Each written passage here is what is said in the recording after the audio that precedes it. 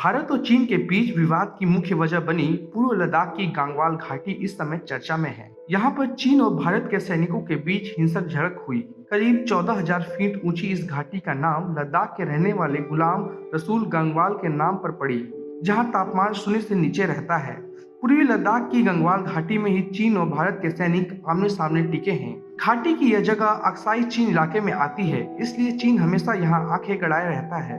सन 1962 से लेकर 1975 तक गंगवाल घाटी में ही भारत चीन के बीच संघर्ष हुआ। अब 45 साल बाद फिर गंगवाल घाटी सुर्खियों में है।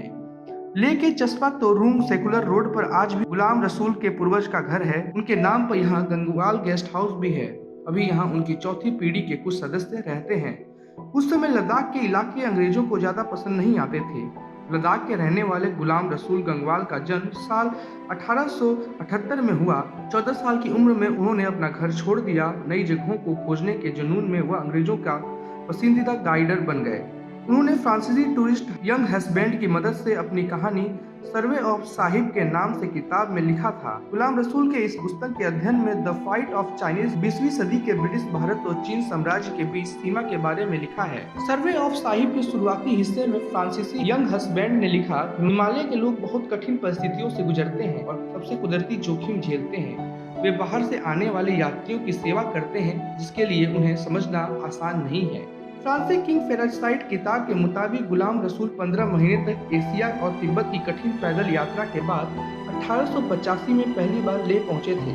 चूंकि गुलाम रसूल गंगवाल बहुत पढ़े लिखे नहीं थे, लेकिन टूरिस्ट के तौर पर काम करते हुए उन्होंने अंग्रेज टूरिस्टों से बात करना सीख लिया था। इस दौरान वह कई भाषाएं बोलना सीख गए थे।